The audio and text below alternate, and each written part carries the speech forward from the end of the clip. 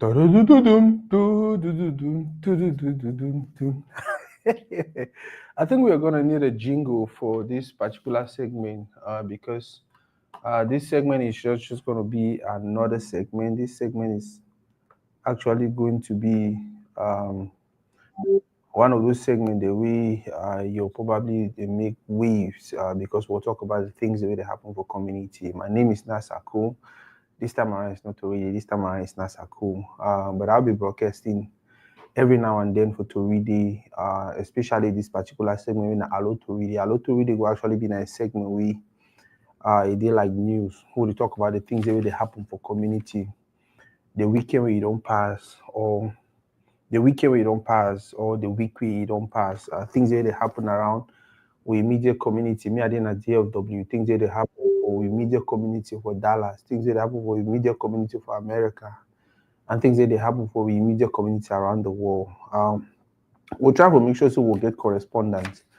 We'll try to make sure so we'll get correspondence with the give you gist for things the way they happen for different side them also. That way we'll put them together and then try to run them, right? I feel like one of the reasons I started to read it a long time ago was because I felt like the people needed a voice. I felt like the people needed somewhere they can go to and just express themselves. Growing up, it was difficult for you to get to CRTV. Even when Canada and STV and Equinox and all these other guys that came up, it was really difficult also to get on there and they do your thing or share your thing or something of that sort. And now we have so many media platforms, and the best part of the whole thing is the fact that now we have individual media outlets that are coming up, and they are even far more bigger than the traditional media outlets that we had. Yeah. So, like I said, Allo Toridey is going to be that segment where we discuss community things. So if you get anything we have of a community, we feel like it's trendy, it's big, or the wider community needs to know, or we need to talk about it, let us know. Give us a call, send us a message, send us an email. If you know anything it will happen.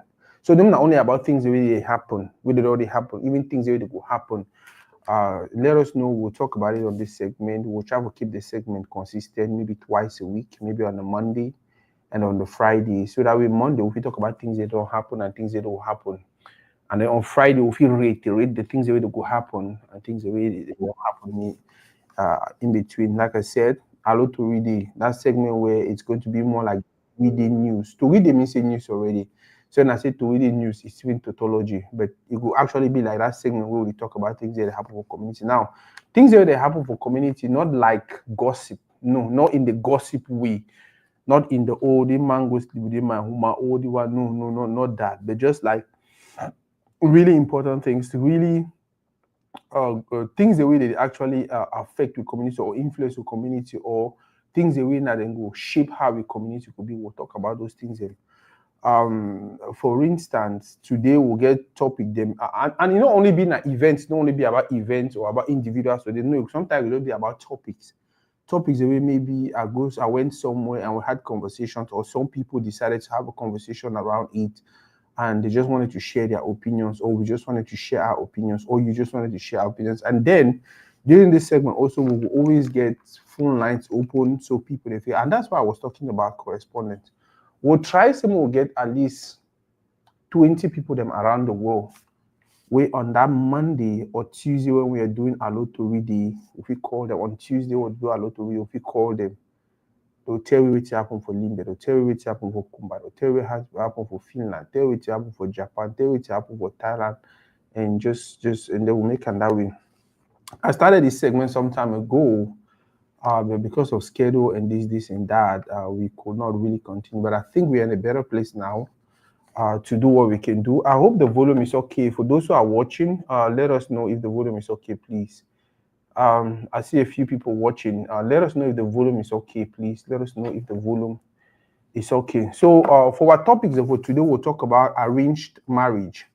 We'll talk about disrespect way it happen for community nowadays. We'll talk about Ponzi scheme. We'll talk about Ponzi scheme. I don't know if you ever heard about that. We'll talk about Buemu. We'll talk about Jovi. We'll talk about a young McDale. We'll talk about elections. We'll talk about vacations. We'll talk about Cameroonian artism, especially those who they come for diaspora for can perform. We'll talk about the Banta Brigade, a project quite work on, and then we'll talk about NVT and Oroko Convention. One other thing I feel like I should add right here is DPE. I think it was on the list. Yeah. One other thing I feel so add on for here na DPE. DPA, for those who don't know, na Dallas Pioneer Association, a group of persons of here. They don't stay longer than some of us, and then they get to association. We get for they do some wonderful work for community, but for now we hear this and this about them. I might go on and check the volume myself. I'll check the volume myself and then make sure see they fine and then we continue. And then they get to association. Okay, I think the volume. You get for they do some wonderful work for community. I think so the volume they okay, so we can proceed. We can proceed. So yeah, I said we were going to talk about arranged marriage, especially in these times when for those of us in America, now we some people they take and chop donkey, now we some people they take and enter with system and all of that.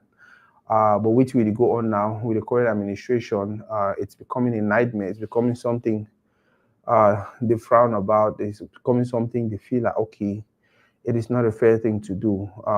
However, the reason why I wanted us to talk about this, not actually in that light, growing up, this was something that was common in our communities, right? This arranged marriages is something that is African. It's something that the born you, the born that one, when our parents had already decided, okay, because of our friendship, these two people were married. For keep our friendship going, these two people were married. Maybe sometimes they even be the papa or the papa not get money for pay back. Okay, you marry my picking or you marry your picking or like whatever. Like there were so many reasons why marriages were arranged.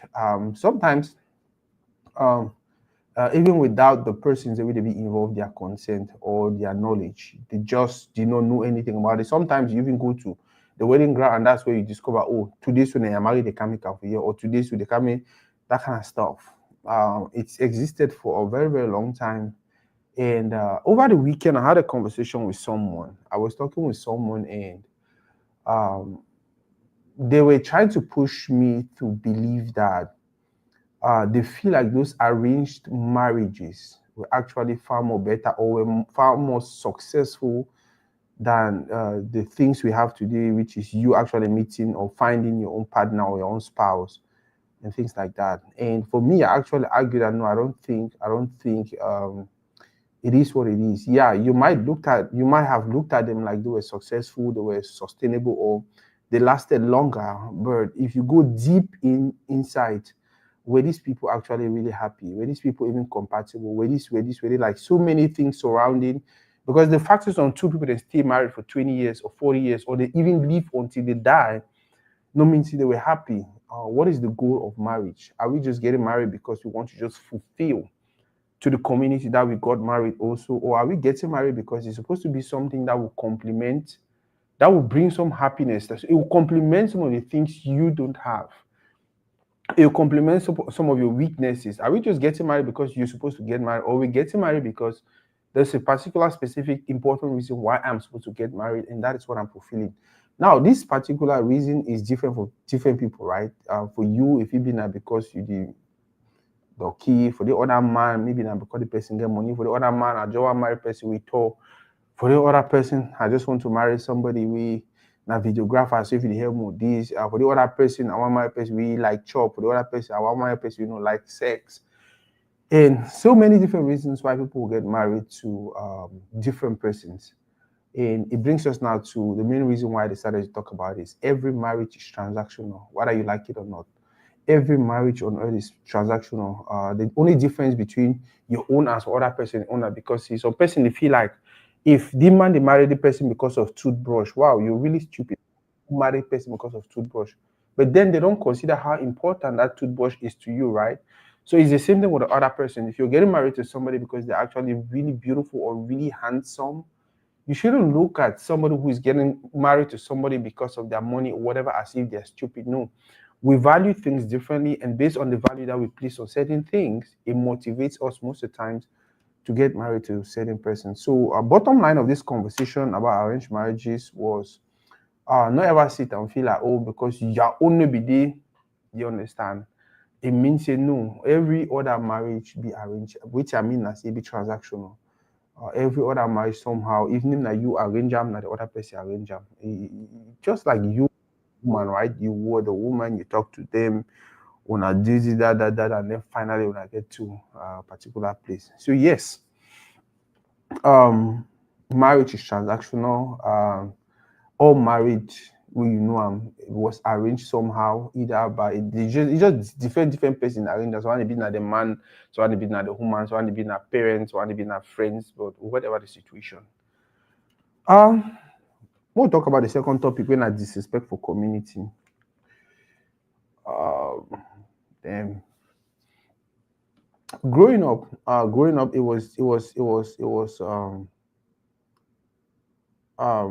so certain things they need to happen. So certain things need to happen. We grew up from a community which gave people their respect because they were one day older than you. They were even 40 minutes, 40 seconds older than you.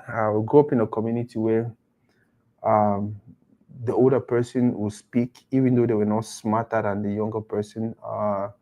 Their opinions or their suggestions were considered because of their experience.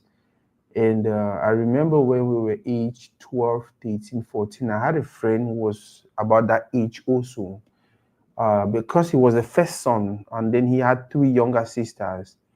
For their house, they be savvy like papa. At 13, 14, 15, who would still grow. They be savvy like papa. Like get own papa pan, papa this, that. The small sister, they can't save it like papa. Like they save it like king, man, even say papa. And that was because first of all he was a man. Secondly, he was the eldest, and it just plays that responsibility for he, and he also be know which way to do because of the services that they provide and for he, right. I remember one time one of his sisters were attacked, and the guy cried, and I see the guy came out from so he persona, and then I was like, dang, the man, yeah. What I'm just trying to say is we came from a community where respect was something that was not even like it was just there. It was supposed to be there, whether we like it or not. But if you look at things nowadays, if you look at the way life is going on nowadays, um, uh,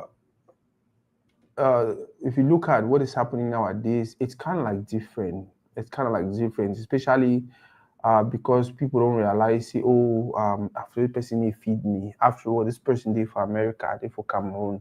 You know, if you do me nothing. After all, the person, he be who I get my money. After all, the person, you understand, for different reasons. Oh, after all, the person, I'm a village person, I'm a tribe person. Oh, after all, like the reasons why people would disrespect others every day and every night and day, it's adding up, and people will not hesitate to take advantage of. People will not hesitate to come online and insult you because of your opinion. People will not hesitate to come online and just try to disrespect you because they feel like we are online and there's nothing you can do about it. I'm far away, you're 30,000. You don't even first of all know me. I'm using a fake profile and things like that. Um, the reason I decided to talk about this is because of the downsides.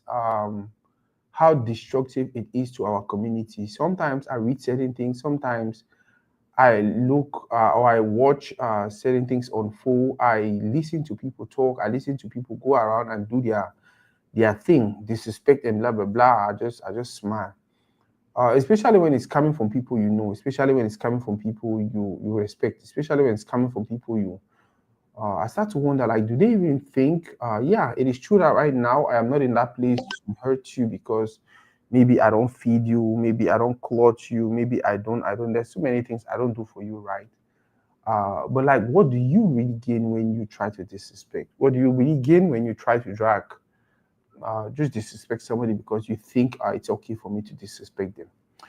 I'll close with this. If you ever feel disrespected, also, let me play the devil's advocate. If you ever feel disrespected, also, ask yourself what you did to find yourself in that position. What I'm trying to say is, in most cases, people don't disrespect you because they just wake up and they feel like they want to disrespect you. No, you give them a reason to disrespect you. You give them a good reason to disrespect. I'm not here to say it is okay for them to grab that reason and go ahead and disrespect you, right? What I'm just saying is, um, I learned a lesson from my mom. If you're going to solve any problem, then you should look for what you did not do correctly for that problem to occur.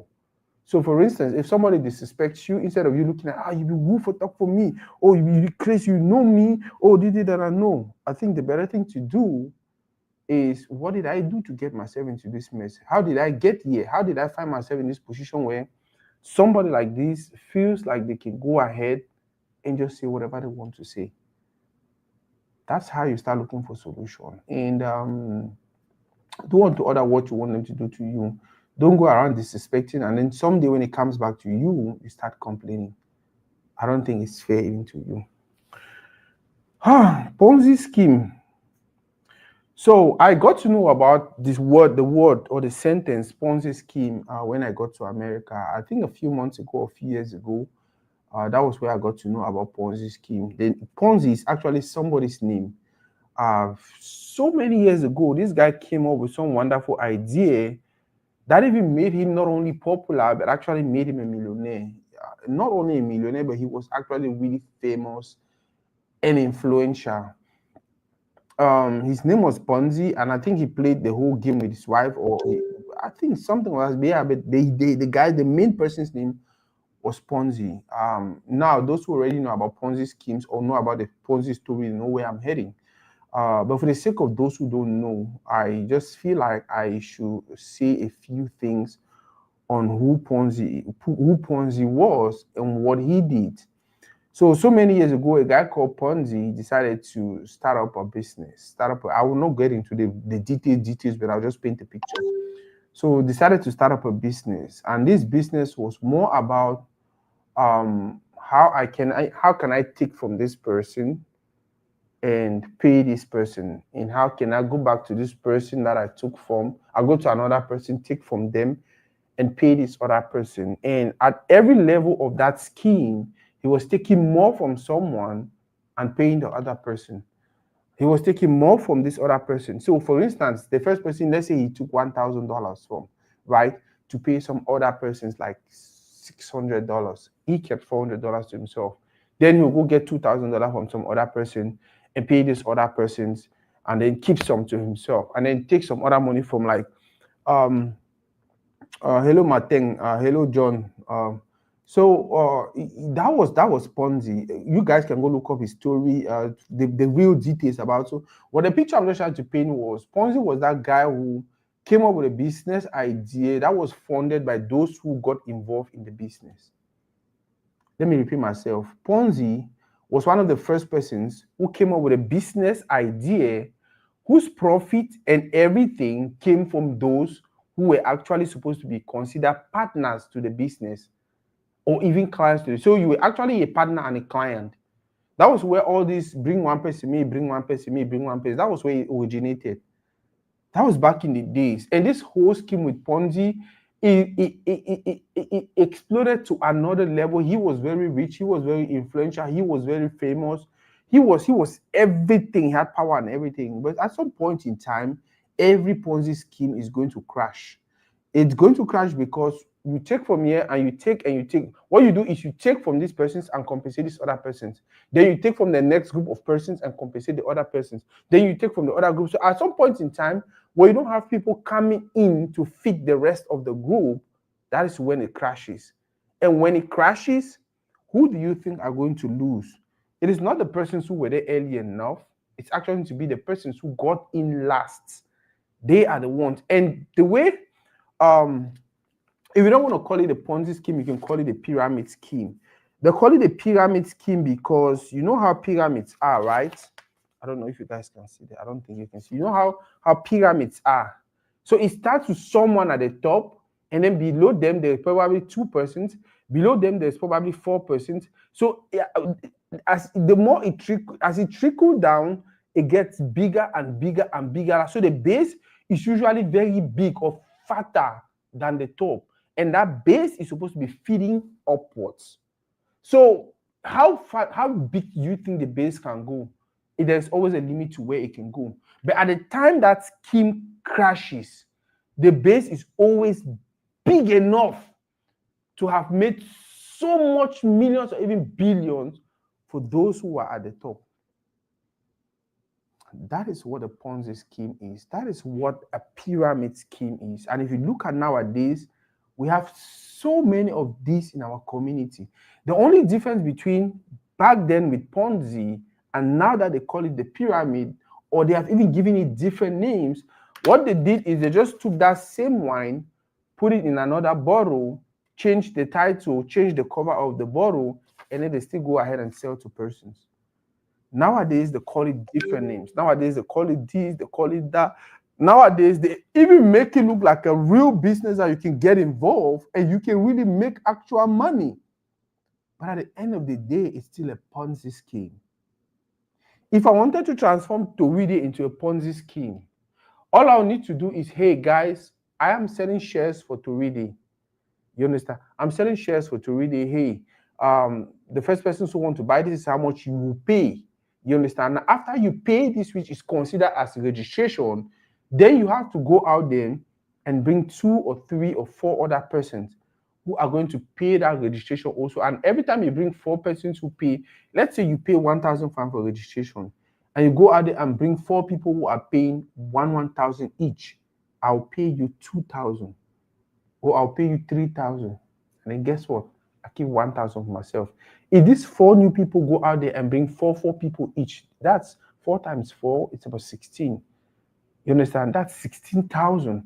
So I pay the other persons, and then I keep the rest to myself because I'm at the top of the pyramid. That is what a Ponzi scheme is. That is what a pyramid scheme is. And if you look around nowadays, we have so many business ideas that are running around Ponzi schemes. But the only difference is that they have decided to add a product to it. They have decided to add something to it.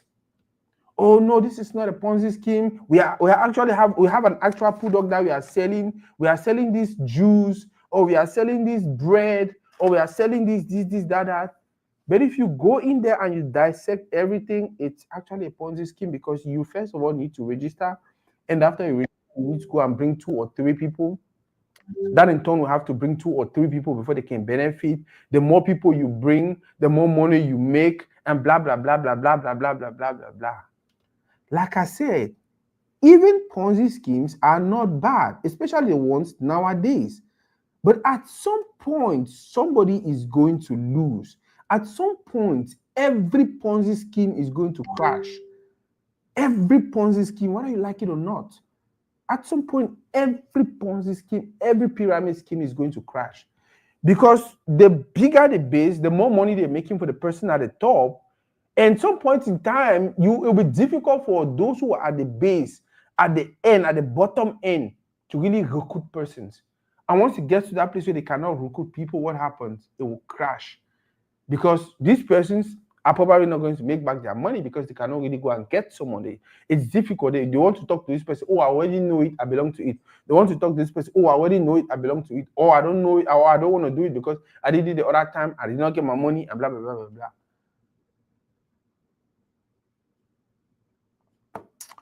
Go ahead and do more research on Ponzi schemes. The reason why you need to do that is because you need to educate you on that. So if you are someday going to have a conversation with your kids or family members or friends or whatever, you might actually, I've had so many people come to me with Ponzi schemes and they themselves don't even know it's a Ponzi scheme.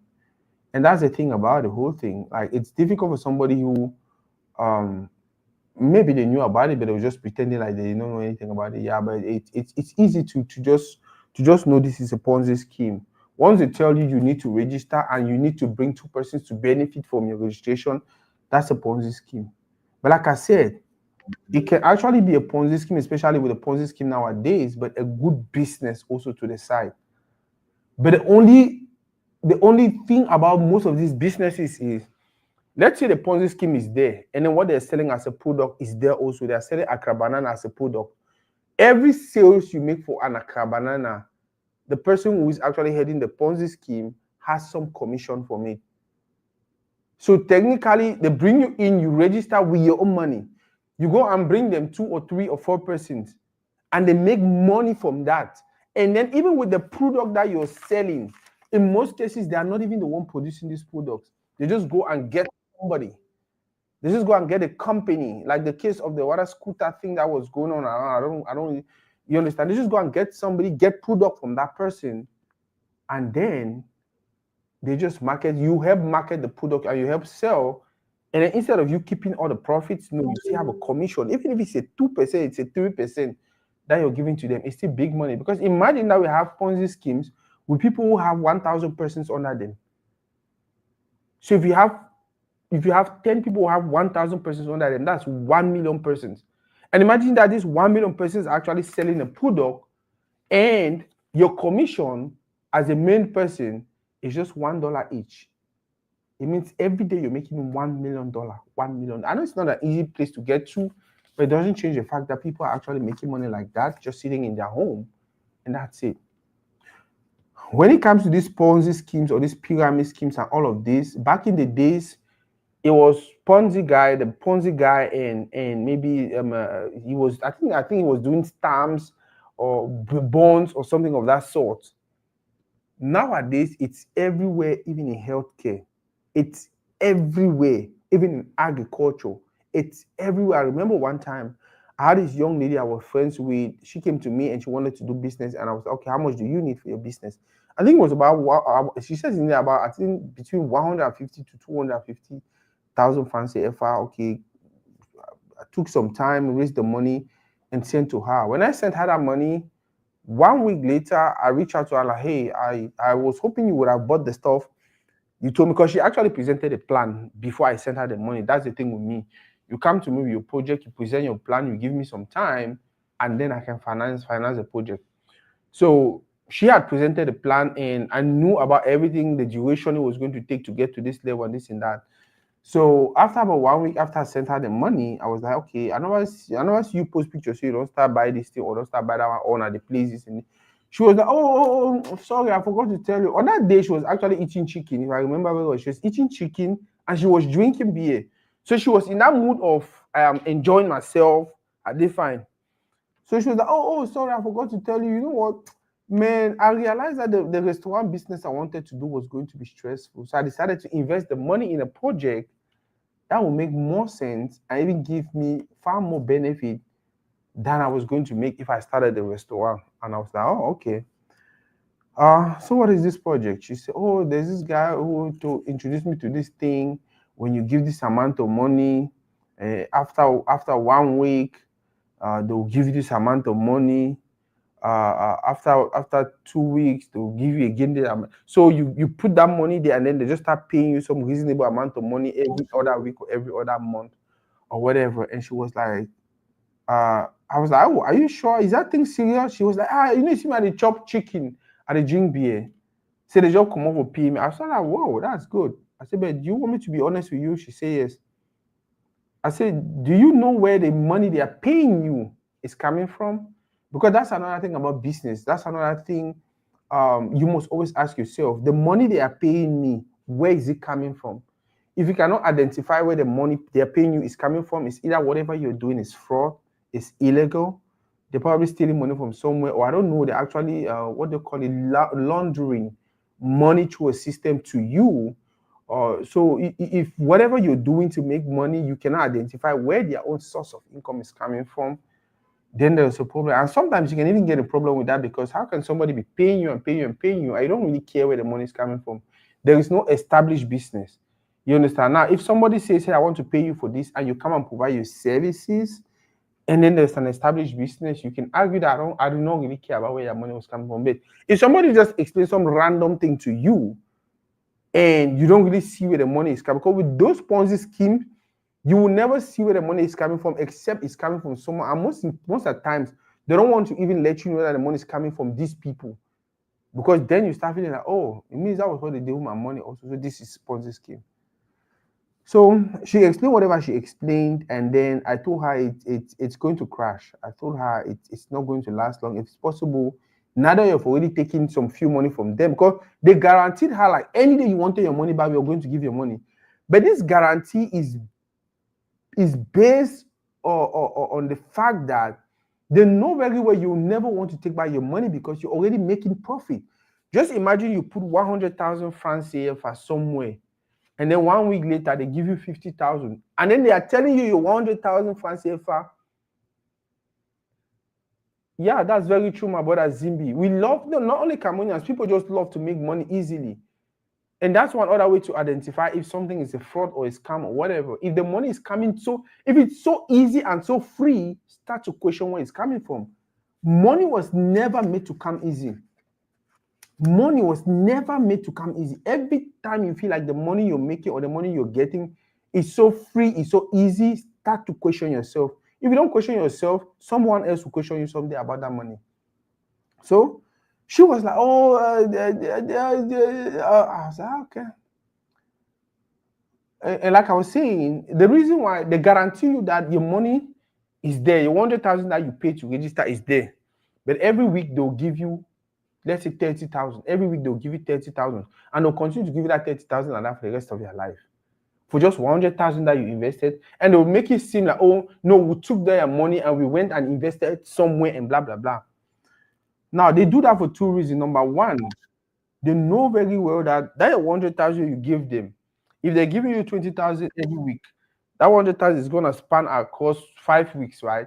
So before the end of that 5 weeks, because they are giving you that 20,000, they know you go and market their product somewhere, and they're probably going to get more clients. So in a space of 6 months, these ignorant people that they are dealing with can go out there and bring as many people as 1 million persons. And imagine 1 million persons dropping 100,000. How much is that? That's 100 million. Good enough money for that person to just take and just enter in the system, which was what actually happened with what she was doing. So when we talked that day, she was eating her chicken and drinking her beer, and she was like, oh, I was like, oh, okay. 1 month later, we were talking and she was just moody, and I was like, what's happening? She said, oh, you don't watch the news. I said, what about the news? Oh, you don't watch the news. You know what you told me about that guy was true. If I see that guy here, if I see that, I say, look at you with 100,000 francs CFA. You're looking for somebody who had people like you about 1,000. Probably he's somewhere now with about 100 million, or that guy ran away with about 170 million. The only reason, because people do not understand what a Ponzi scheme is. People do not understand what a pyramid scheme is. People were just looking for easy, free money. I give you money to go and invest in a business that you actually proposed. You take that money and you go and give to someone else. According to you, that money will be giving you 20,000 every day, 20,000 every day. So at the end of the month, you're making 80,000. I even make 80,000. Teacher, they mean how much? And my 100,000 is still there. Any day that I want my 100,000, they'll give it back to me. So that whole thing lasted about 2 or 3 weeks, and it disappeared. So actually, they probably paid her like twice, so 40,000, and then the guy disappeared with 60,000. Imagine that he disappeared with 1,000 people, 60,000. How much is that? 1,000 persons, 60,000. So that is it for Ponzi scheme. Like I said, every time they tell you need to register, and after you register, you need to bring 2 or 3 other people to register. And once you bring that 2 other people to register, they're going to double the amount that you use in registering. Guess what? It's a Ponzi scheme. It's a Ponzi scheme. Because what they do is they use the money that those 2 people are going to register. Let's say you have to bring two people, right? Or 3 people. They say you have to bring 4 people. So if you bring 4 people, these 4 people are going to register 1,000 each. That's 4,000. Remember, you registered 1,000. Then they'll take 2,000 from that 4,000 and give you, and then they keep 2,000.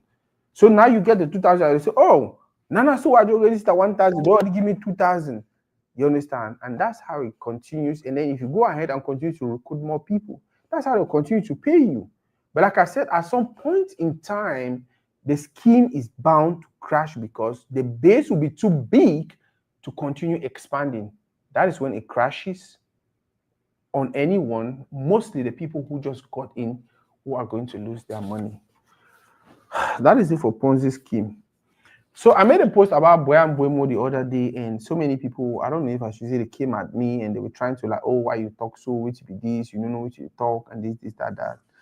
And I just laughed about it because if you listen to or you read most of the comments, it's coming from people who don't know anything about football.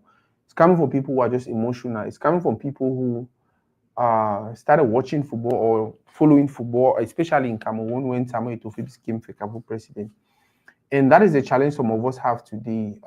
Actually, arguing with people who started watching football yesterday. They don't know anything about football. They did not play. They don't know anything.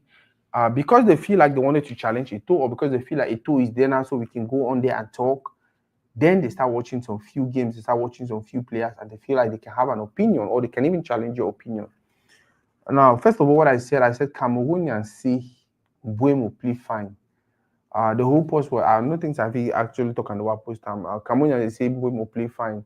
The whole point of the post was just saying, all of a sudden, you guys are starting to appreciate him for playing well. Whereas we are supposed to look at, why did they buy this guy? Why did they bring this guy in? Is he already attaining that objective? Is he already making those true passes so someone can score? Is he already scoring goals? Is he already helping this team win? You understand? If that is not the case, then we are supposed to be looking what can we do to galvanize him, to push him to go beyond his limit.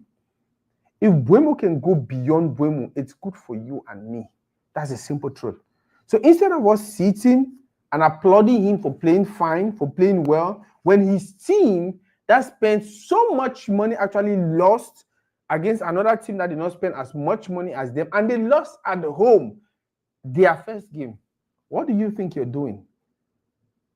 It's like your child went to school and failed the exam, came out, you were like, hey, congratulations, hey, you tried. You didn't even go to school, say you shouldn't, you write the exam, and you don't do that. And I feel like that's the reason why we have a lot of mediocre players today. We have players who are not doing anything yet. We are celebrating them as if they are doing the world. Remember back in the days when we had the women, the Jitab, the Tame Maye, the Etofis, the Boma, and all these guys? Look at the clubs they were playing for. If somebody was even playing for Arsenal like a Tame Maye, we don't even have their time. Woman was playing for Bologna at one time, I think for Juventus or no, for Inter, and we did not really have their time.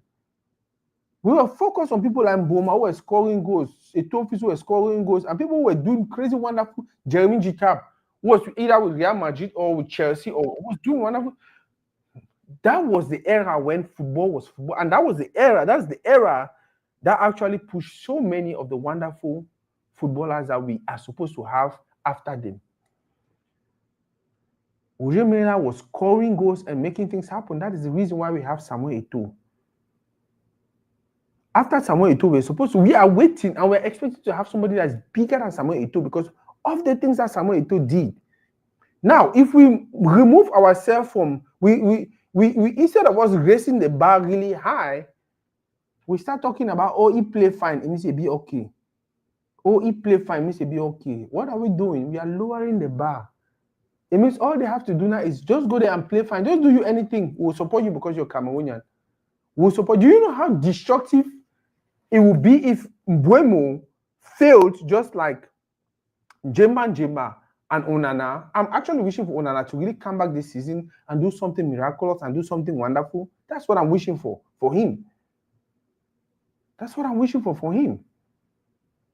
Because I understand how destructive it will be if Jemba failed, Onana failed, Buemo comes now and fails, and maybe Baliba comes and cannot do anything. It's going to be a thing of, oh, maybe Cameroonians don't do well playing for Manchester United, so let's not even bother signing them anymore.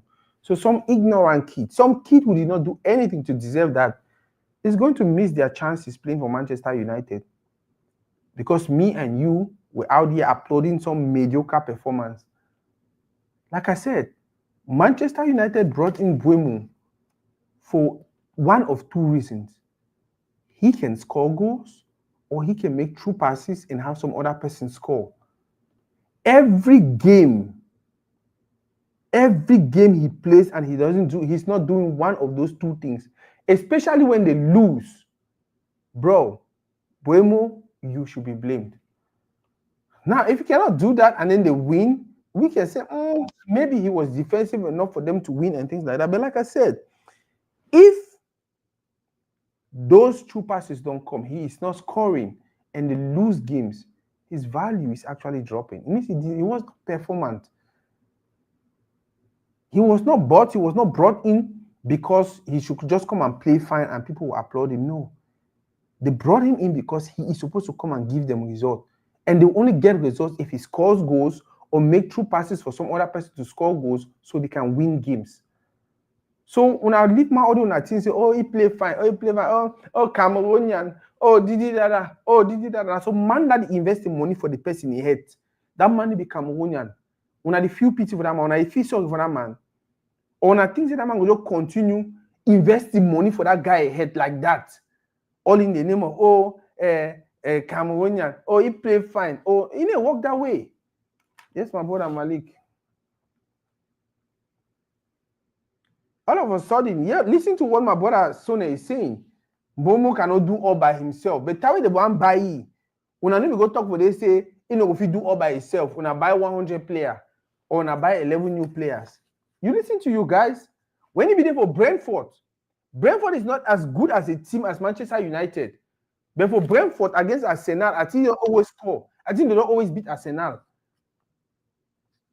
Brentford was not as good as the team he's playing for now. But for Brentford, if he carried the team he won, he beat Arsenal. All of a sudden, oh, Brentford cannot do it all by himself. And that was what I was saying. Like, you guys, when I don't start make excuses, when Brentford will come online, he read them. It will just be like, I don't owe any man anything. After all, I don't try. But that is not how it's supposed to be. That is not how it's supposed to be. That's not how it was back in the days of Womeleng and Eto and all of these guys. These guys were beasts. When they lost a game, you could see it from afar that these guys never wanted to lose a game. Every match for them was a final. My brother, when I look at Buemo physically, it did different with me. My show na my belly. When I look at him physically, for player where he see Arsenal, he see climb for a career. In the mental set, you know, they dry the player where he train, where he kill himself with training.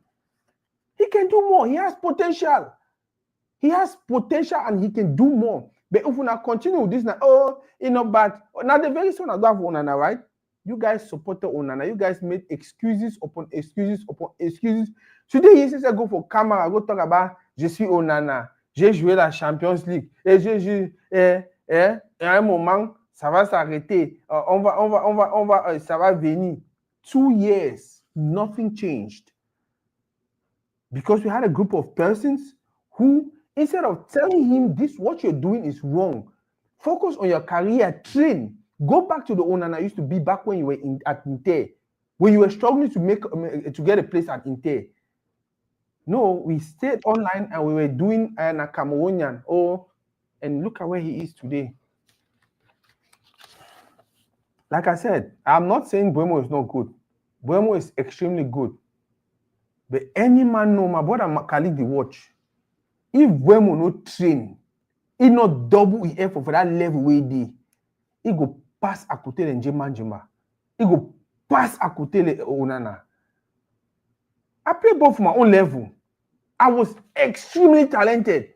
Ask any man who know me. I was extremely talented. But I don't play rich half of level where some people they didn't even get half of my talent they play rich. Because this person actually understood football is about discipline and training. Football is about hard work, discipline, and training. Hard work, discipline, and training. Every other thing will come after your football career. Now Ronaldo do married to. Now Ronaldo do engage woman. Ronaldo now one married. Now do engage woman. Are you guys wonder why he did more than 20 years at the top? You want to wonder why? When una sasi did my woman.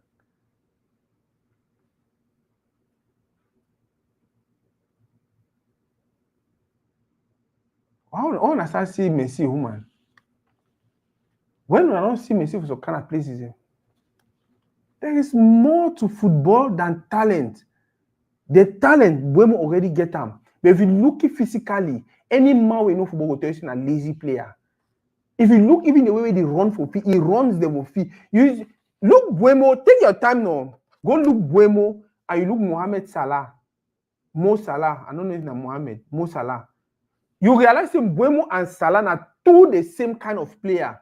The only difference I say, Salah the train, even though he don't old, he still get speed. When I almost the same player like Messi, they take the ball, they make sure they brush am for inside, they brush am so it cut, it enter inside. Go look all them do that same thing. You look at the way Salah do am, and they look at the way Mbuemo do it, you just shake your head, say, Master, Mbuemo in info. Go look at the way Mbuemo do run. By the way, even Baleba, I watched his last highlights.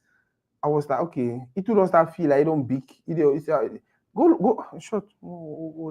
So the post I did, I was not actually like for me, it was not even a criticism. For me, it was just a call to hey, to order, like, hey, my brother, I feel like you can do well, I feel like you can do more. And Cameroonians, you guys should. This is the season is just starting. I feel like this is a time when you have to instead push them to do more. Now, if you push them to do more, and then towards the mid-season or towards the end of the season, it's not going well, that's when we can start supporting them. It doesn't matter what kind of errors they make. Not be say from day one, picking go school for class 1. You don't already start the test, oh, you fail, not bad, no worry ahead, no worry ahead. No, this is not when you start telling them that it's okay.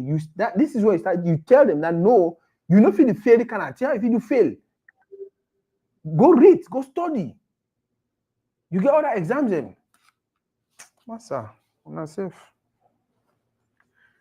Jovi le monstre.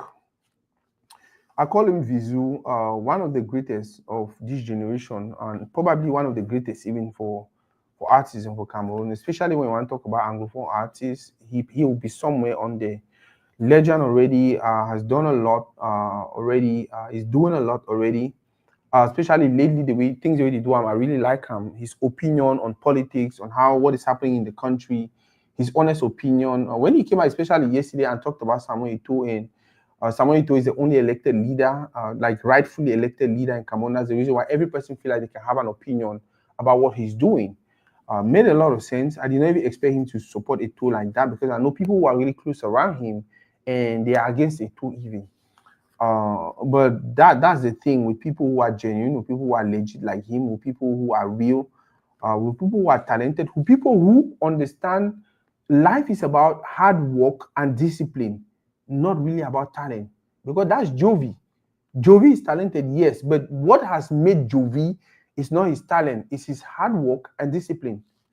For close to 10 years, this guy has been producing back-to-back hits, back-to-back songs, back-to-back good music that you listen to and you're like, dang, this guy is good. You understand? So somebody like him will easily understand somebody like Samuel Eto'o the way they think, because it's almost the same thing. Samuel Eto'o did it for music, for football. He is doing it with music. You understand? It's almost the same thing. I'm trying to do it with Toridey.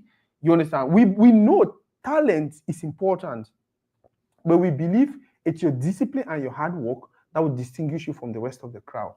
Now, this is not even what I wanted to talk about him, but shout out to him for what he's doing. His concerts, I think he announced 2 concerts for this year. One in Douala, I think one in Yaoundé. I don't know how they're going forward with the whole thing, but I hope it's actually going to happen.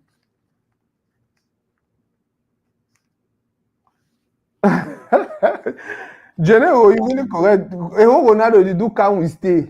But when the one do can we stay, people go holla stay. Ronaldo was just protecting his words. At least now the one sign it, they sign, I mean, the contract really enters and we print up and all of that. So, yeah, Jovi announced 2 concerts, especially after seeing what Stanley, do. The other day, we hope see Jovi do better, or Jovi do almost the same thing or repeat the same thing. And for me, I just want to see my people. I just want to see our people feed from their talent, feed from their hard work, feed from which we they be passionate about. Stanley, give her a check of 1 million francs ever the other day to someone. And I showed you before one get that check, it don't probably pay every person will be involved for the project, which means they made money. And he also probably made about 60 to maybe how many million from, even if not 15, 20 million, he make from just that one concert. That is good money now. At least for Cameroon, when civil servant their salary now 80,000, 100,000, 300,000.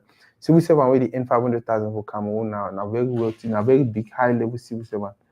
So if you earn 500,000, it means for 1 year you make about 5.5 million. No, 6. So for 1 year you make I think 6 million. So if you make 6 million for 1 year, and then an artist do one show, and they make 20 million. I mean, after I don't pay all thing, maybe pay even taxes, and they make 20 million. That's good. That's good. That's a good start.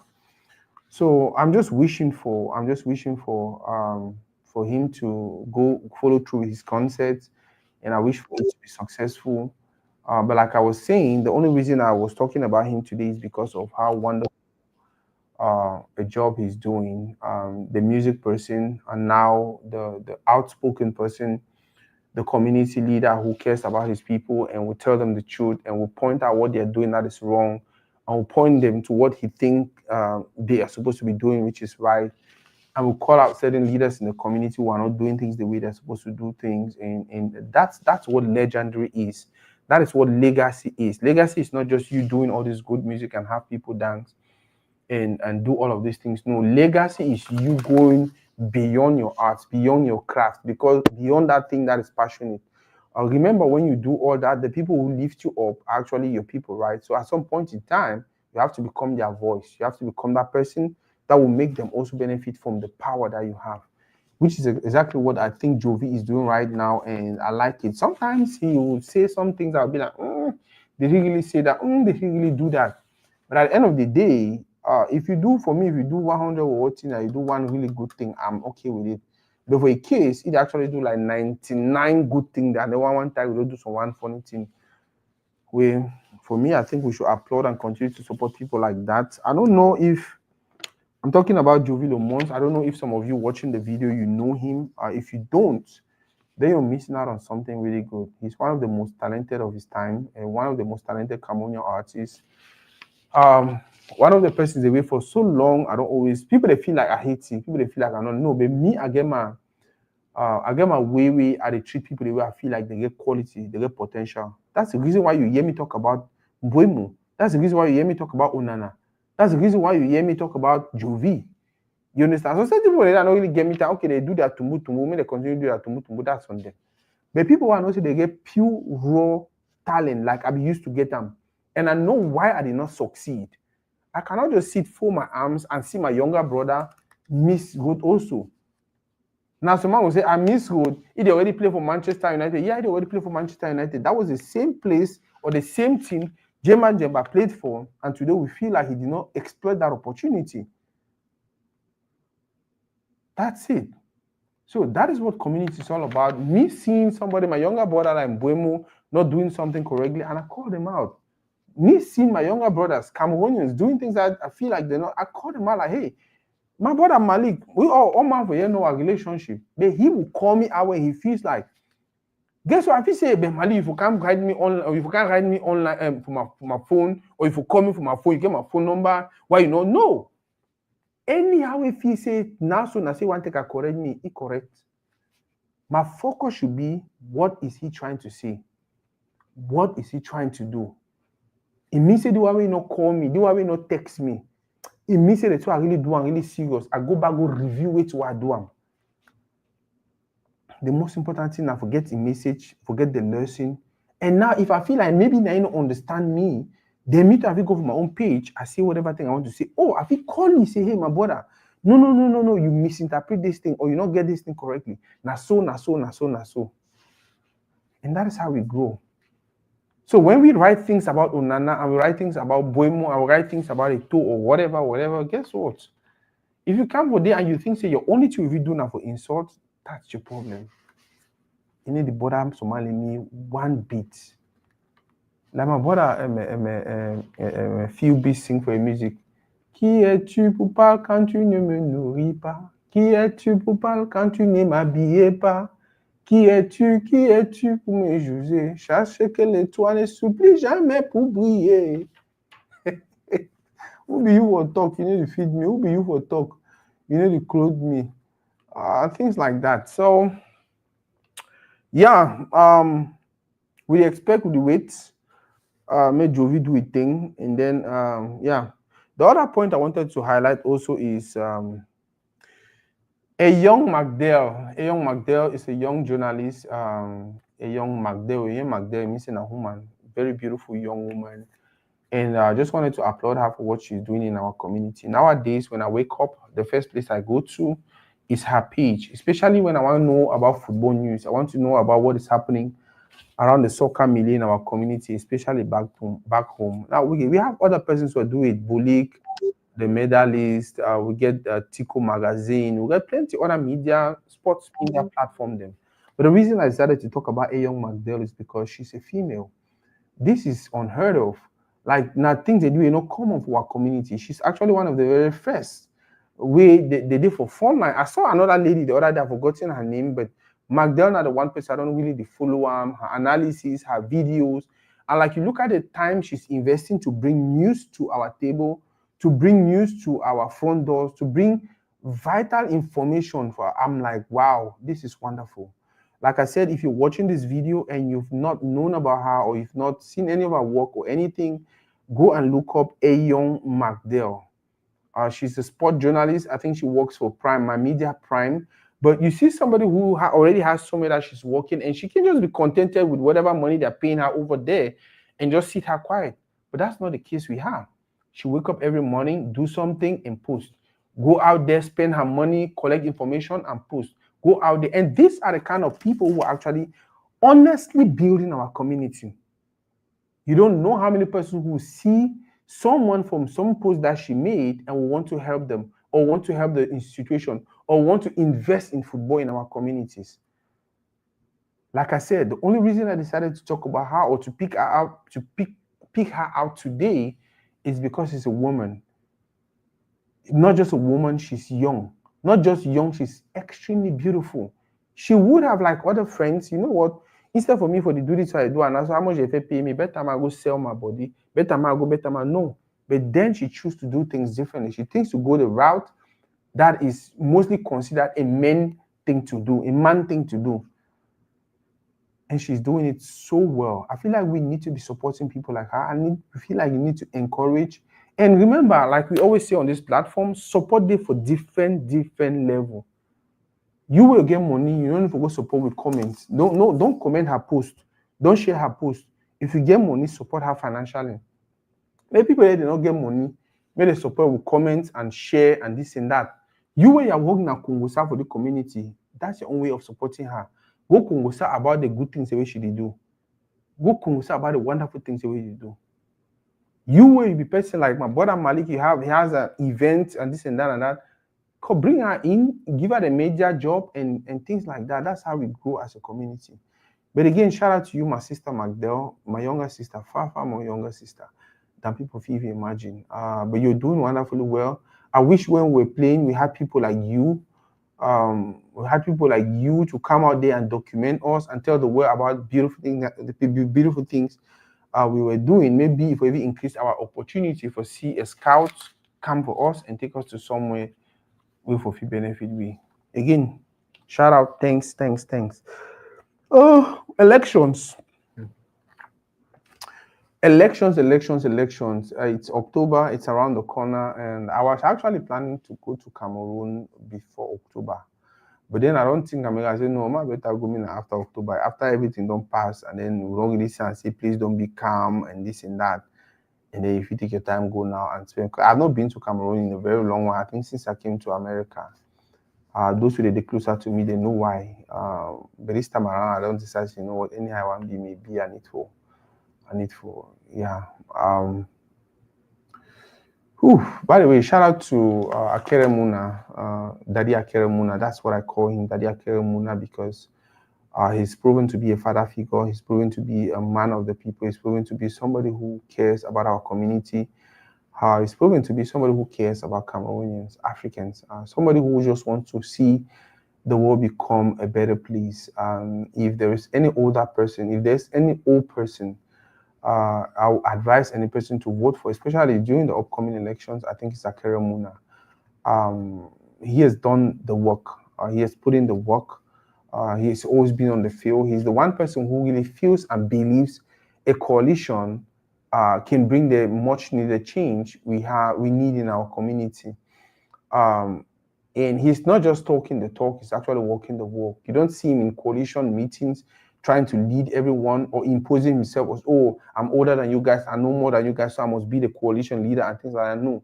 He's just making every effort to bring everyone together because he strongly believes a coalition is the only thing that can take out the BR regime. Again, happy birthday, sir, and thank you for everything you're doing for your community. We know sometimes we are stubborn. We know sometimes we don't even listen. We know sometimes we don't even give you the support that you deserve. We don't talk about you that much. We don't celebrate your event. We don't even appreciate the things you do for our community.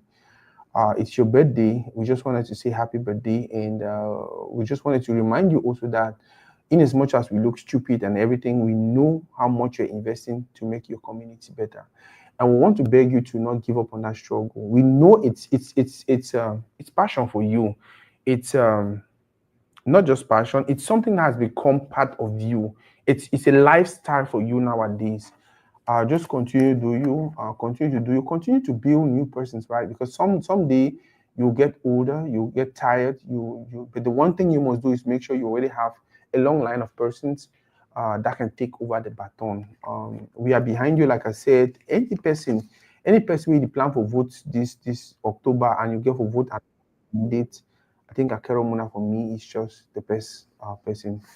Thank you for everything you're doing for our community.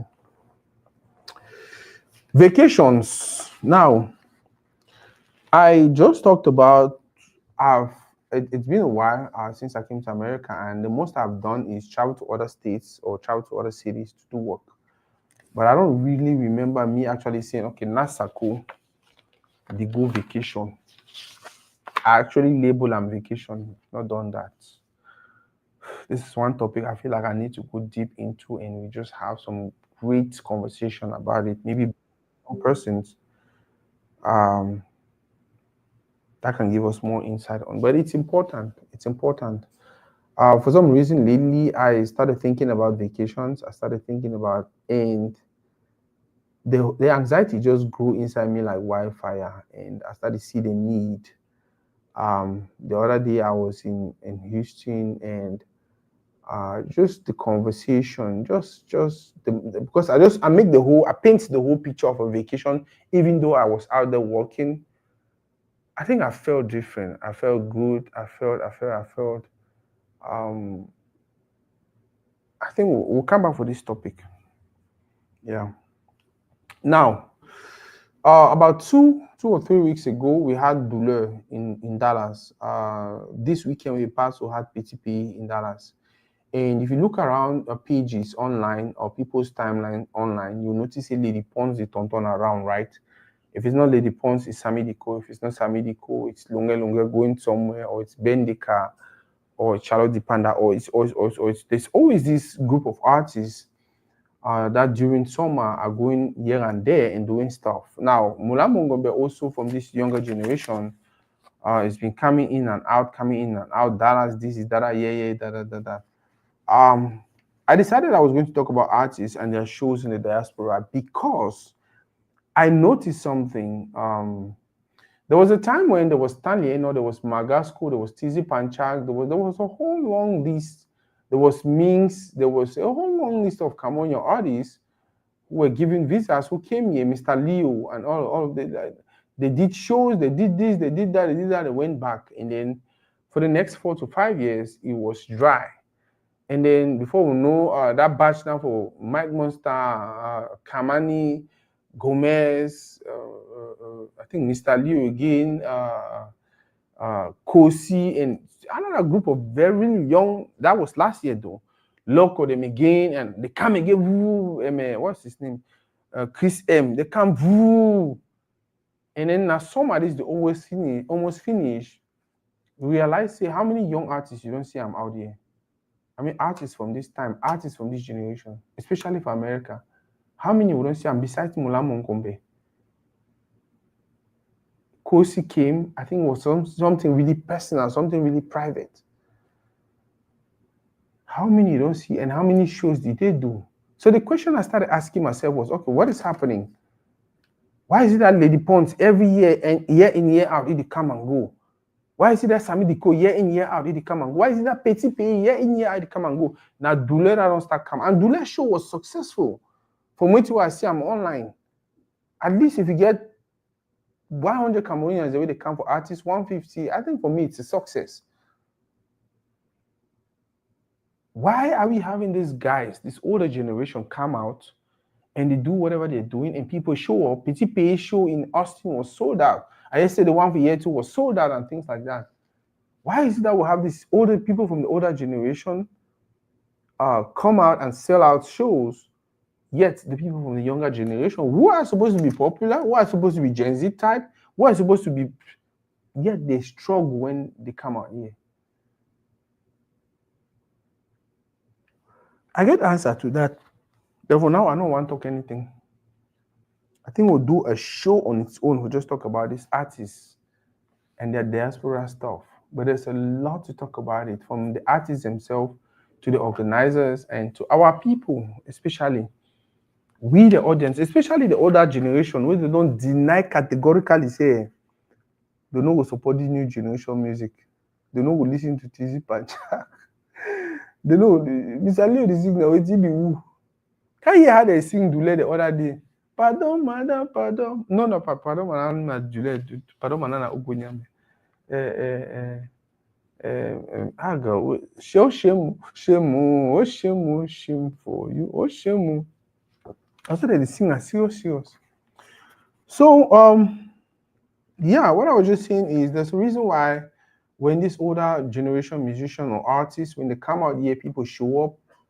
And if you look in the real world, you understand why when the younger generation artists show up, nobody wants to come out and enjoy show with them. But we need to fix things like that, because at the end of the day, older generation, new generation, we are in a far more better place to empower them. We are in a far more better place to compensate them, to thank them for what they've done, what they're doing. When you buy a ticket, when you buy their CDs, when you listen to their songs, when you stream their songs, when you do all of these things, what you're technically doing is telling them that, hey, we thank you for your service and this is compensation for me. If 1,000 other people, 10,000 other people, 100,000 other people, they give you that same compensation, then we make them wealthy and make them become the stars or the celebrities that they're supposed to be. So yeah, no matter the artist, whether not young or new generation, when they announce an artist, come out and go support them. The Banta Brigade. Now, there's this lady Adambi Bango. I don't know if you guys know her. I have been running behind her for like 10 years or more. And we decided to jump on a project, and it's titled the Banta Brigade. Her and her friends.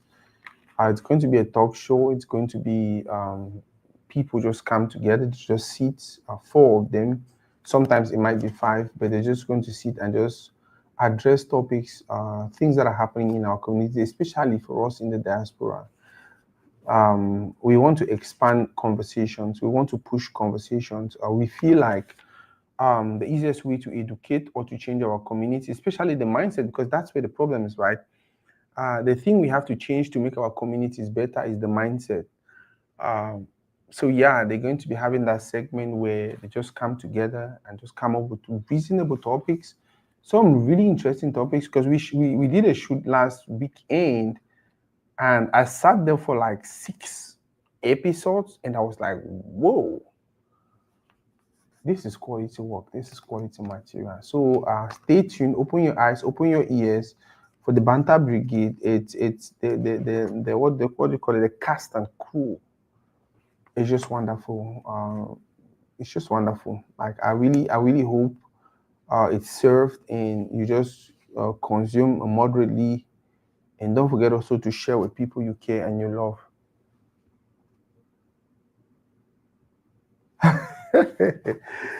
Oh God, edges are strong. I can go like this for like 3 hours. We are almost ending, especially with NVT. NVT, they happened the year. Now, for those who don't know, NVT is a National Veteran Tournament.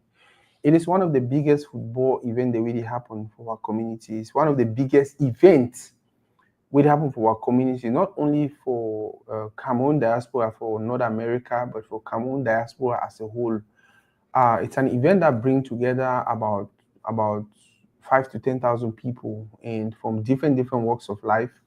The main goal is soccer, but you start realizing you don't start the branch out. This year we plan to do a symposium over there. This year the Oroco people, they're actually doing their convention next door, and this is that one event where when we come together, it's not just networking, it's not just meeting people you have not seen for years, for ages. It's not just us coming to play soccer because we want to exercise or showcase talent. It's us coming because they have this village where you can eat food. You can, like, it's so many fun activities going on in one place, in one environment, and for the whole weekend for about 4 days. This year, it's happening in Ohio. It's happening in Ohio, and the thing I like about the fact that it's happening in Ohio is it's summer, but because Ohio is a cold state, I don't think their summer is as harsh as Houston or Texas or Louisiana or Oklahoma. So I think it's going to be a fine experience. The Cameroonian community over there also is large. The Cameroonian community in Ohio is large. By the way, I know say Ohio is a capital for Bangladesh. So you meet so many of them over there, and it's going to be interesting. Trust me. I think it's going to be interesting. I'll be there. I'll be there with the crew to do what we do best: talk to people, interview people, ask questions, document moments, and just make the whole thing fun. Just make the whole thing fun. Our community is growing, and it's people like you and me that are investing time, investing money, investing, let's say, resources to make it happen. You have to look for your own small way of contributing to the community also. Even if it's just coming there to participate, even if it's just coming there to watch the games, even if it's just coming to attend the white party, or just come there and just be part of this wonderful people who have decided once every year we come together and we make this happen. It's getting bigger, it's getting better, and trust me, you want to be part of the whole thing. So if you find something that is not good, or something that in the long run might bring down this organization or this event or whatever, you can point it out, and then have these guys fix things, and then we just continue to grow as a community. But yeah, it's happening. It's happening in Ohio month in, I think, from the 31st. And besides the NVT in Ohio, we have the Oroco Convention, which is happening also. So for me, it's a one stone shoot two birds situation. I go there for the NVT, I have fun, watch the games, document the games, and when it's time for the Oroco Convention, I pack my stuff and go there and play my Oroco person that I am. The Oroco people are one of the finest we have in the community. The Oroco people are one of the most hospitable we have in the community. The Oroco people are one people with a culture that is unique, that is different, that is beautiful. And if anything, you want to come and experience it, like I said, it's happening in Ohio. I'll probably put the address and phone numbers and contacts if you wanted to be part of the Oroco Convention in Ohio this year. Do it. Do it. Trust me, you will not regret it. I know what I'm talking about. I'm not just saying this because I'm Morocco. No, I know what I'm talking about. It's going to be fun, fun, fun, and fun. I'll be there, and I expect to see you there also. So yeah, the MVT weekend slash the Oroco convention weekend is happening in Ohio. It's a beautiful thing, and I hope someday. For some reason, I've been thinking about this. I've had a conversation with some few persons. I hope someday NVT will start thinking about incorporating a cultural festival besides the whole football thing. So there should be a cultural day. I'm not saying they should just look for a way. However, in Minnesota, it was so beautifully done because I think there was a time in between the games where there was a cultural event that was going on at the village. There's this place they call the village where everything's happening. I think there was a time when all the football games were stopped. There was no football game was playing. Everyone gathered over there, and we saw the Bangi people come out and perform. We saw our brothers from Northwest come out and perform. We hope this time around we'll have the Ekang people go out there and perform, and even our people from the north go out there and perform. So, like I said, NVT is something else. It's something else. It's just wonderful. It's becoming the vacation a vacation destination now for most family members. So it's not just about the man going out there to play. It's not just the man and the woman going out there. No, they take along their family. So these kids also can come there and get to know about other persons and make friends, know about their other Cameroonian community or Cameroonian family or Cameroonian friends in Ohio, in other states, and blah, blah, blah. It's a meeting point. And I don't think if you are in North America or you are anywhere in the world and you have the means or resources to get to Ohio, just do that. You never regret it. I know what I'm talking about. You never regret it. Any person who knows me. You understand? I'll not invest my time in things that are not valuable. I'll not invest my time in something that is not community oriented. I mean something that can add value to my community. For you to see me saying I'm going this time around, I'm not even going there to play. It's just going to be documenting and doing what I do best. I'm not going there by myself. I'm going there with a team. You can imagine how much we're spending. But I feel like it's worth it. So if I can invest that much, I think you should also think about going there and building relationships and networking and just doing what will benefit you, if not today, tomorrow, or can benefit your kids in the long run. So yeah, NVT/Oroko Convention 2025. It's in Ohio. Now let us end with this. There's this group of persons, they call them the DPA, Dallas Pioneer Association. So for those who know, I live in the Dallas Fort Worth area. We call it DFW. It's in Texas, and it's one of the communities also in the diaspora with so many. Salome, my brother, see you in Ohio, bro. With so many Cameroonians. The DFW community is growing. We've had people coming in from New York, California, Maryland. Like for the last 5 years, we've had so many people move from other states to DFW, to Dallas, to Texas. And it's getting bigger and bigger. And for some reason, a few years ago, this group of persons who call themselves Dallas Pioneer Association decided to start something that was beautiful, something that was going to help our community get better, right? From the name Dallas Pioneer Association, it means Dallas Pioneer Association. It means there are other associations, but they wanted to start something that was supposed to just group together people who have been here longer than most of us. You know, in the Cameroonian community in the DFW, we have people who have been here 40 years, 45 years, 35 years. Like we have people who have lived here long enough to even tell a little bit of that slave story. So, and sometimes it's difficult for somebody who's been here for 30 years to want to associate themselves in a forum where somebody is just coming from Cameroon. Somebody who is talking from experience is pushing out ideas on how an association can move forward. And somebody who's just coming fresh from Cameroon or has been here 5 years is also pushing their own idea based on their own small experience that they have. Sometimes it collides, sometimes it's back and forth, sometimes. So I think for me, that's the reason why these people decided, you know what, let's form the Dallas Pioneer Association. An association of those who have lived here, I think 10 years and above, or 15 years and above, or 20 years, and those who have lived here long enough to call themselves the Pioneer. And I think at some point in time, it was going wonderfully well until the other day, we just do for some forum, one scene, a boom, we go court.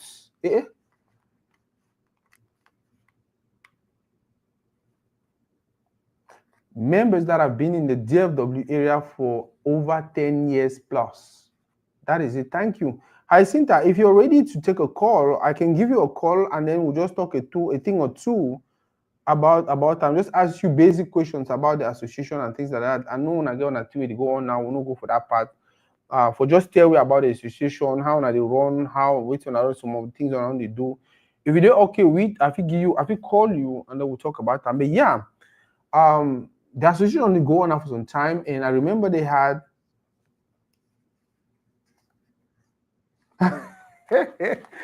it's a man watcher they caught.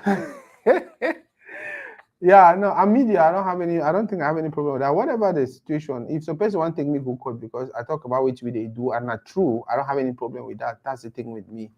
Court not dinner for people I don't know. I don't even think the day for court is public, right? The day for court is public. The day for court it's public. So them that's on Twitter hide and we no media can talk about it. I can talk about it. By the way, I'm not part of the association, so how did I know about it? Because the information is in public. You understand? So So yeah, the day for court, they go back and forth. I cannot really go into the details of what is happening, but I know say the day for court. I don't know if the case will end or they still go back and forth for court and things like that. I bet you guys, this is some common thing we've seen in the community now. I remember, I think last year or no, early this year, either early this year or late last year, I had people who were coming to my show, and for some reason, some of them even end up for court with some person because, oh, they did that. At some point, some persons even called me like, oh, we want to know from you, did they did this, did they tell you this, did they? People even called me, oh, we'll give you the kind of amount of money, maybe give you the information, because you surely know about, like I said, the whole bra ended up in court. And then you start to wonder, well, okay, we talk about building the community, we talk about coming together, we talk about so many things that can help us grow as a community. Why then are we supposed to go to that extent? Why then should we want to drag each other to court? Why then is it like we don't have organizations, or we don't have, because the African system, especially, we have always had elders or leaders in the community, people we respect, people who, it don't matter what it happen. If they tell me say Nasako, no, this way you do and wrong, now this man correct, or una do and so, I'll just listen based off of their experience, based off their know-how, based off like. But if you see why people don't start going for court for go solve every problem, every matter, it means something they wrong. It means something they wrong. It's either that gap for who a leader is, or leaders, that leadership role, that gap be empty for our community. That gap. Oh, so one man one who for over 8 years. Oh, one man one poor behind the whole system. One more, one poor behind. So, and this is the problem we have in the community, right? We criticize Paul Biya, we criticize his system, we criticize his everything. But then when we have the slightest opportunity, the slightest chance of leading an association, one on a village meeting, one on a family meeting, we just want to become the dictators. We just want to become, na my opinion or no other opinion. We want to become, oh, na me, I must lead it into the end of time. And then the worst case scenario, once they are challenged, once some person say, oh, no, it never goes so. Once they say, okay, no what, election, they kick them out through election. They just abandon the group and they want to leave. And then they will not leave by themselves. They want to carry a few people and go start some other thing. Before you know, being a Dallas Pioneers Association again, Dallas Pioneers Association will be, and then you start and say the real Dallas Pioneers Association. They don't split the one with us. And that's the thing that is slowing us down in the community. You go for Bayern giveaway, they go for B1. They get the one, the Bayern give this side, they get the Bayern give this side. You go for my brother Oroko people, they get for B1. You get tall Oroko and short Oroko. You go for Bafo them, you get the one come them because they say they over young, they over no, and the one the way they say no, we don't own, and we get for protect. Like, why they divide? Why they plenty? It's like, how can you even be a leader for 8 years? And then you even want to continue? It means say you were not even teaching, you were not even training, you were not even managing the association as a leader. You're actually managing as a dictator. You are actually managing as somebody who, there is something here that I think I like, I enjoy, I must do everything to continue enjoying this. That mentality, that mindset of Nami as starter or now we start them, or because Nami have to be president, I must manipulate things to stay. We need to continue so for community. We need to continue so for, and that's the thing I like about America. It doesn't matter how crazy the person we vote in is, we'll give 4 years and then go finish there 4 years before we decide whether I want to kick it out or not. That is supposed to be the mindset. Don't worry about whether the next person that's coming is going to destroy everything that you build. Sometimes it gets destroyed and then it gets rebuilt.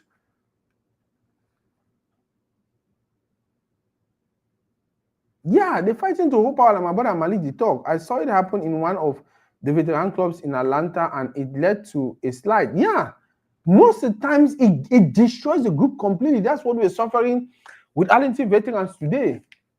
Arlington Veterans used to be a very, very wonderful group until a particular group of people, they lost the elections, and then they decided to go form a new group, form that new group which failed, and then they come back now, and then it's just chaos. It's funny, it's crazy, it's unbelievable, but these things are happening. Yet we turn around and we will blame Pobia. Oh, you know, I come over chair. Now Papa get them. Oh, did that. But when we have the opportunity, slightest opportunity, we even do worse than him. We have a very beautiful community. We have a very fine community. Smart people, hardworking people, loving people. This so we get all things. Dull people, sense people, slim people, fat people, short people, tall people, dark people, light people. We get all things where our community need them for growth, for being the best.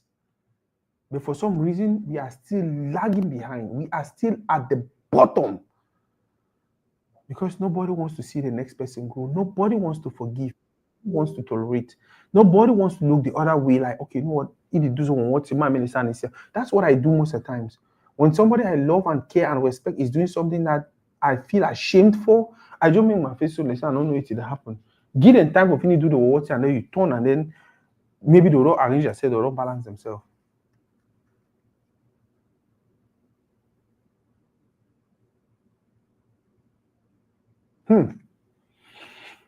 We can do better. We can do things differently. I know we are in a country that has a system, a country of laws, a country that can. But just because you can be right doesn't give you the right to just want to embarrass every other person. That's how I look at things. That's how you should look at things. That's how we should look at things as a community. People if make mistake, but the way we'll handle the way they make mistake, if he prompts them to become a new and a better person. This palaver court. Yeah, I know. Say sometimes you'll solve the problem in a very easy way and things like that. But let's not remember we come from a place where we have culture. We have a way that we used to handle our matters. We have a way that will solve situations without taking our dirty linen in public. When you take these things out there, we didn't know about them. We didn't talk about them. Understand? Just imagine our shell and DV where I talk and I call names and I point out people, I talk about money where the man chop, money where that man don't take them, how they manage this one, and it will be so humiliating. It will not be a good thing. It's not a good thing in the face of others. It's not a good thing. Maybe good thing say when some person want go Google Cameroonian records in the GFW area, they say they for court, will they fight over cheer when we all get them, or they fight over property, or they fight over something when we all get them. Can we just sit? Put down our egos, put down our statuses, put down our titles, put down everything and just think like human being. Think like people that didn't naked. I think that's the reason that way God will make man initially naked. Because when you stand naked in front of me, I stand naked in front of you. What else do you want to say? What else do you want to say? So let's just put ourselves in that position where we feel like naked in front of the next person and just solve our issues amicably. We go court now, so I know how much money we waste time. This side they waste thousands and thousands of dollars. The other side they waste thousands and thousands of dollars. Now money that will vision and ranches collect this. We say GPA, Dallas Pioneer Association, don't send 10 million for Cameroon. May they use and buy picking their books. May they use and support some mommy we not get money for picking fees and this and that. We are wasting that money in court. If one go look and find the one don't hire white lawyer, that one they don't hire white lawyer also because they know for argue fine. It's in the thousands of dollars. And the way the court system works, they postpone, they continue to postpone that thing, adjourn. As you want to, you don't go 1 into 2 years, into 3 years. And during that time, you got to continue to pay your lawyer. More think not think as it will be right, will be wrong. More think as in what can be the best sustainable solution. First of all, it's about a group. So the solution should be group oriented. It should not be individual oriented. It should not be on about the man ego, about the man pride, or about the man status, or no. The whole thing should be group oriented. As a group, what is the best thing we do?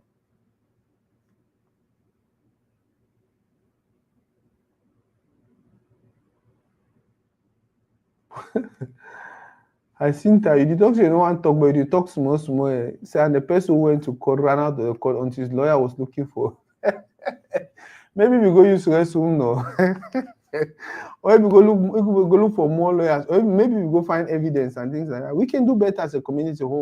Honestly, we can do better as a community. And even though it already starts the day for court, we can come together and just negotiate and just withdraw everything and then solve them for a very peaceful way, because some of these things Me, I never look at like the after effect of all of this, right? After this person, let's say they sees the group or the meeting for you, or he sees the group or the meeting from every other person. What next? We'll start to keep grudge, we'll start to keep enmity, we'll start to look the person like bad person, we'll start looking the person like, oh, I get out for disrespect them. I start looking the person like, doesn't really make any sense for me. Doesn't really make any sense for me. The best possible thing should be a sustainable solution for everyone. And it's very, very possible. Especially if people they keep their names in for corner, they keep their statuses for corner, keep their titles for corner, keep everything for corner and just stand for funding naked the way your mama and papa born you. You realize you're nothing, the other person is nothing. The only thing we all get them now one another. They want to fix that problem and then move on. 1 hour 30 minutes. I think this was good. Thank you very much. Like I said, this is Toridey, Allo Toridey. Allo Toridey is a segment where we'll get together and talk about things that happen around the community, not only for our community, for diaspora or for Texas, and for different places. I want to talk about these things like gossip. We want to talk about like Diveshila. No, we'll talk about like news. We'll talk about like just highlighting what is happening so people get to know. Maybe now if it be a solution to the problem. We want to talk about as we'll try to humiliate some person or try to destroy some person. No, we'll just talk about that as in maybe someone will find solution go on, or maybe someone will benefit from this situation where they go on. Shout out to people like Dr. Belinda Babila, where they bring PTP for years. Shout out to persons like I think Yeye and Libota, where they bring douleur for years. Shout out to people where they think about that entertainment part, because that's the crazy thing about America, right? Work, work, work, work, work. You walk, you walk, you walk, you walk, you walk, you walk, you walk, you walk, you walk, you walk, you walk, you walk, and then when it comes to entertainment, so when people like Douleur and Petit Pays and Lady Pont and Kosi and Mike Monster and all these artists that come around, or the comedians like Senior Pastor, what's his name? Auntie Felicia, all of these guys, when they come around, go out there and just have fun. Go out there and just free yourself and let them entertain you. And when they're entertaining, jump into it and have fun for that 4, 5, 6 hours where you do out there. Again, thank you very much. We'll do this maybe twice every week. We don't do another Tuesday, maybe we'll do them again for Saturday morning or Friday. But we'll do this twice every week. We'll just get together and talk about things that really happen for community. This was Allo Toridey. Allo Toridey is a segment where we get together and we talk about things that are happening in the community, not in a gossip way, not in a shilandive way, not in a way to drag somebody down or to humiliate them or to destroy them or to be too hard on them. When I say shilandive, I need to say they destroy people. Or no, I just talk say she's too hard sometimes. Yeah, but in a completely different way, which will sound educative, which will sound informational.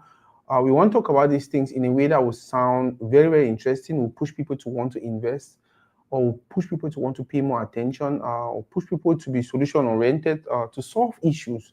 That is what we do, talking about things that are happening in our community. Tell somebody about the segment. Like I said, it's going to run twice a week, and with time, we'll try to get correspondents around the world. Well, if we call it, as I said, what did happen for Malaysia? What did happen for Qatar? What did happen for Kumba? What did happen for Kusiri? What did happen for Kumbo? What did happen for Ghana? What did happen for South Africa? What did happen for Algeria? What did happen for South America, except for Canada? Or for, it doesn't really matter where you are in the world. We want to bring people together for one place. We just talk about the things that matter for the communities.